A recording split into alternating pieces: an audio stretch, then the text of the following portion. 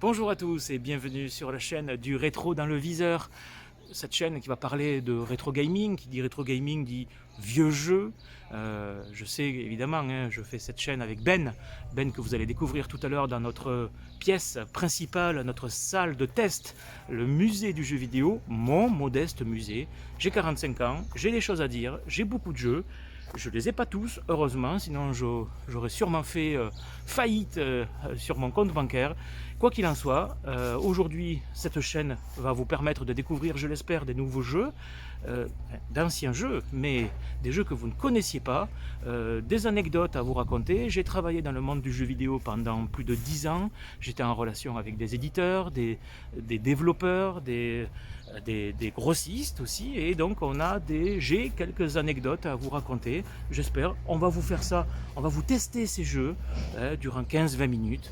Nos vidéos auront un format assez digeste, je l'espère, pour vous permettre de découvrir des jeux connus, moins connus, et en tout cas, dans les commentaires, vous pourrez donner vos anecdotes à vous. Quand est-ce que vous avez joué à ces jeux? Quel âge vous aviez quand vous avez joué à ces jeux-là? On va de suite, sans plus tarder, tester le premier jeu, Poki et Rocky sur Super NES. Excellent jeu de Natsume, c'est parti, générique.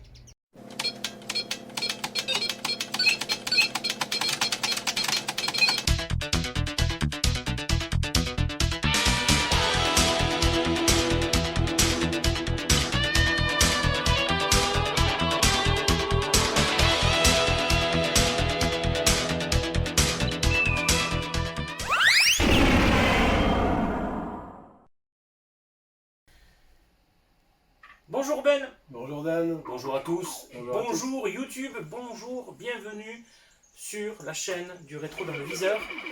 Comme je l'ai dit dans l'introduction tout à l'heure, nous allons tester un jeu, ma foi, très sympathique, très bien fait, bien réalisé, des effets spéciaux de taré. Sauf qu'il n'est pas très connu. Non. Il n'est pas très connu en France. Alors au Japon peut-être, j'en sais rien. Mais en tout cas, Poki Rocky n'a pas été non plus diffusé à des milliards d'exemplaires à l'époque, je me rappelle. On est en 93, jeu de Natsume. Il me confirme, Ben me confirme. Oui, c'est Natsume. Et Je me posais juste la question, Poki, Rocky. Bon, je prends Rocky. Alors le nom japonais, j'avoue que je ne m'en rappelle plus, c'était pas Poki Rocky. Et donc on est dans une espèce de Japon médiéval, on est dans une ambiance très religion, voilà, shintoïste. Voilà, c'est une prêtresse shintoïste et un tanuki, un raton laveur. Voilà, c'est ça, un raton laveur. Exactement. Donc tu as choisi le raton laveur. Ça m'étonne pas de toi, ça. Le personnage le plus délirant des deux, tu le prends. Ah bah oui, c'est... Alors c'est un shoot, c'est un shoot vertical, ici vous le voyez, shoot vertical, et ensuite on a des passages shoot horizontal. C'est tellement rare d'avoir des ratons laveurs en guise de sprite pour un jeu de shoot. Il est bourré d'humour, on ne s'en lasse pas, les musiques sont top, vous allez le voir. Et donc on est en 93, Natsume qui est l'éditeur du jeu de simulation de vie, là, Harvest Moon. Voilà, merci, voilà. Déjà, pour l'époque, il y a 28 ans, sur Super NES. On a quelques effets sympathiques, les couleurs sont bien utilisées, la palette de couleurs de la Super NES est super sympa.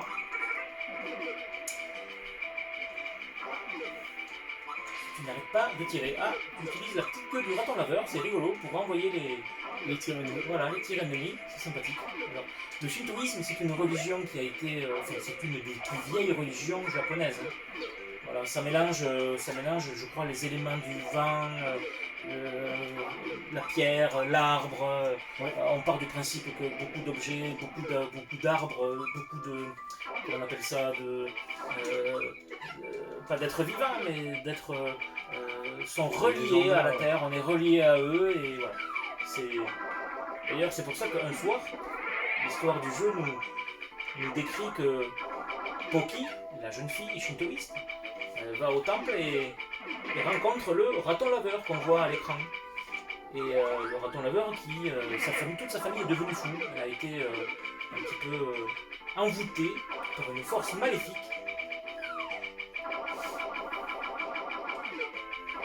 Allez, bientôt la fin du niveau 1, je crois, non? Le premier boss? Bientôt le premier boss, ouais. Le premier boss! Ah oui, alors, qui dit c'est la Super NES, dit forcément, voilà, console de Mario, voilà, on a déjà le casque, on a le petit Mario ici, les petits effets de transparence, hein, que à l'époque la Super NES maîtrisait très très bien, hein, vous avez vu sur l'eau.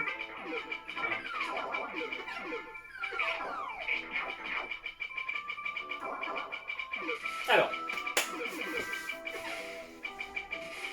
Alors, c'est quand même, faut le dire, c'est pas un jeu ultra simple. Hein.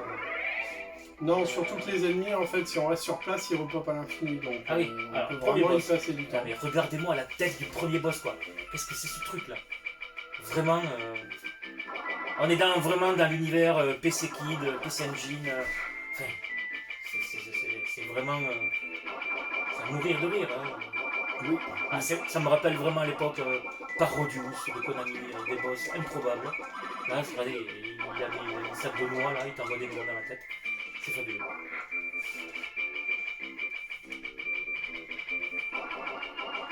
Alors, donc il y a deux types d'armes aussi, enfin pour Rocky, donc soit les feuilles, soit les flammes. Bon, personnellement, je préfère les feuilles. Voilà. Ça permet de tirer plus. Allez, je pense que on a un timing, hein, remarquez, c'est quand même rare dans des shoots d'avoir un timing.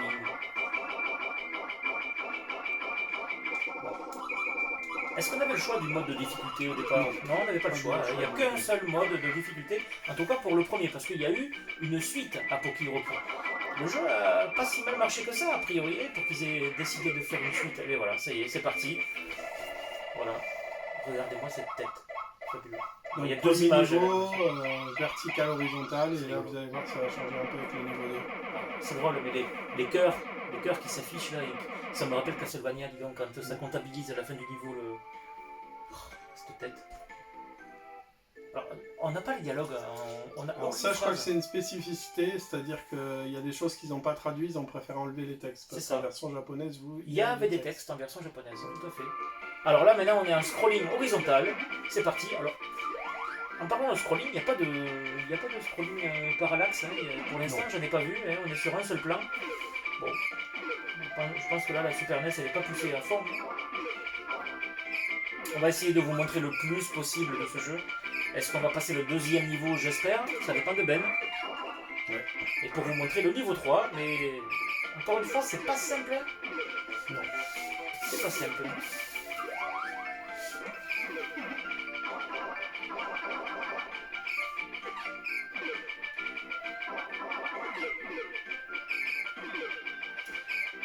Alors, on a tout un tas d'ennemis, hein. Vous l'avez vu. Encore une fois, ça fait partie de la mythologie, de la légende japonaise. Tout un tas de... Tous les sprites, quasiment, tous les boss, enfin tous les ennemis, on a des kappas, on a des doigts. Je ne sais pas si je prononce bien le mot, mais c'est vraiment... Ça fait partie du folklore japonais. Et on a des monstres vraiment... il y a des diablotins qui sortent de l'eau, il y a des fantômes qui changent de forme. Ça aussi, il y a des légendes au Japon qui parlent de ces... Les musiques sont agréables, hein, c'est très sympathique. Et toujours pareil, dans le ton du folklore japonais. C'est génial. Ah, allez, encore deux cœurs. Ah d'accord, d'accord, ok. Avec la queue, tu enlèves les boules de feu. On renvoie les tirs ennemis. D'accord. Et tu peux même annuler les boules de feu. Voilà. C'est un boss intermédiaire, hein, c'est pas le boss du second niveau. Hein. Un cyclope. Ça, par contre, c'est bizarre quand même pour du folklore japonais. Un cyclope. Non, c'est... D'ailleurs, t'as arrêté de fumer? Non, parce que si t'arrives à Cyclope, il faut arrêter de fumer. Là. Il faut arrêter. Ouais, Cyclope, ça va, Cyclope, bonjour les dégâts. Quoi. C'est pour ça que je suis passé à la clope électronique. Vous aurez droit d'ailleurs parfois à des blagues un peu pourries, je suis désolé. Je pensais que quelqu'un est assis sur le volume de la télé. Ah, le volume de la télé? Non, pas. Non, pas du tout. J'ai vu le volume de la télé. On est en direct, pardon. Alors, est-ce qu'on va pouvoir... C'est très chiant parce que est-ce qu'on va passer ils sortent de terre. On n'a pas trop le temps de s'en occuper. Alors,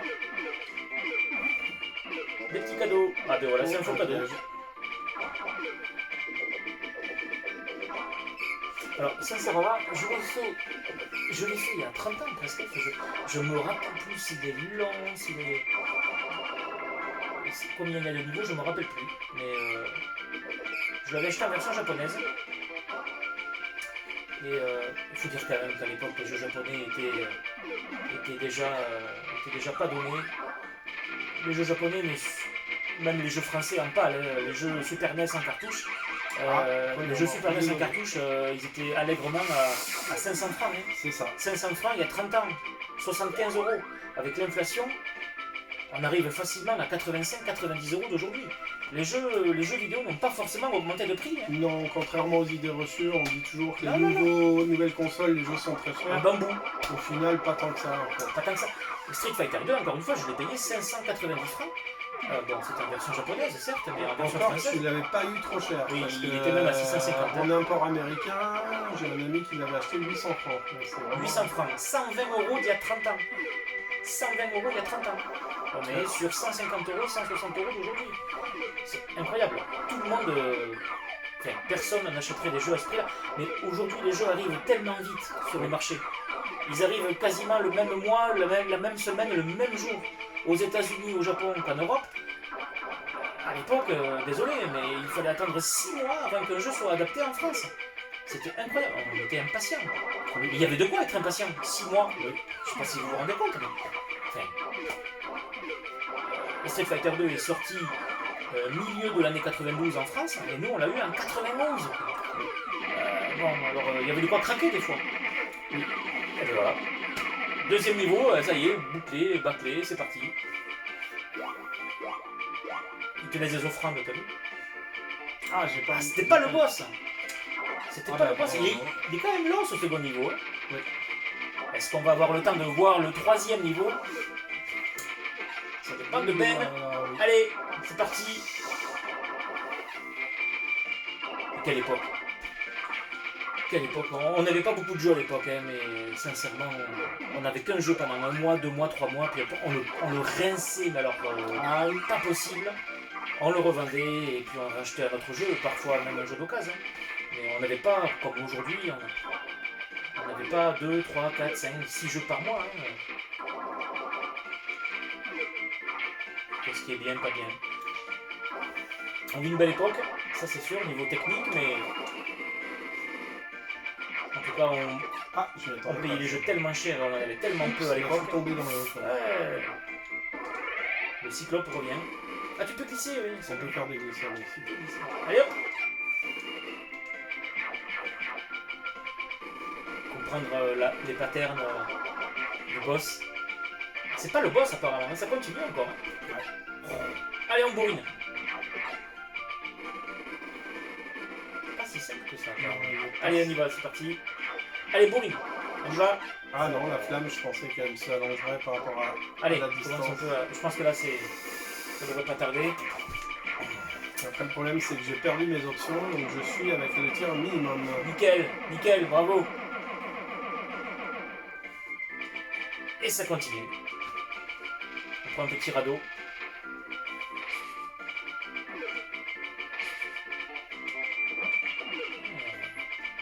Non, mais quand on dit que on en avait pour son argent apparemment avec ce jeu, vraiment. Ah oui. À l'époque, on était sur des cartouches, je ne sais plus exactement, mais pour ce jeu. Ben dis donc, je m'attendais pas à ça. Une petite animation dans l'eau. Ouais. Tout est dans le détail dans ce jeu. Voilà. Game over. Écoutez, je pense qu'on a déjà bien découvert ce jeu. Oui. On a vu les 2 premiers niveaux, presque la fin. Et ben, on a des continues, bien entendu. Bravo Ben, merci de nous avoir fait découvrir ce jeu. Ah ben après, on pourra plus tard vous faire tester Pokémon Rocky 2. Pokémon Et il y a des rumeurs, peut-être d'un futur Pokémon Rocky. Un remake. Un remake. Ou un remaster, je sais pas si comment on peut. Un remaster. Il y a eu pas mal de remasters quand même ces temps-ci. Il y a eu Wonder Boy sur la Switch, Alex Kidd. Récemment d'ailleurs, il y a 1 semaine ou 2. On pouvait appuyer sur un bouton et on pouvait repartir sur la version d'origine. Et en tout cas, voilà, moi, quand c'est des remasters comme ça où on peut appuyer sur un bouton et d'emblée on revient sur la version d'origine, niveau programmation, je trouve ça hyper top. hyper top. On a 2 jeux en un, on a le jeu d'origine et le remaster. Wonder Boy, Dragon's Trap, sur Switch, je recommande fortement. Écoutez, espérons que Poki Rocky arrive dans de belles conditions avec Si beau nous font remaster. la même chose, ça peut être très intéressant. C'est ça. Ouais. En tout cas, Ben et moi, on vous souhaite bonne fin de journée, Bonne fin de journée nuit, aussi. tout dépend de l'heure à laquelle vous regardez cette vidéo. À très vite, à très vite dans Et la surtout, chaîne. n'hésitez pas à le tester, vous allez vous régaler. C'est ça. Et à bientôt donc, sur la chaîne du Rétro dans le viseur. Bye bye. Merci à vous. Bye.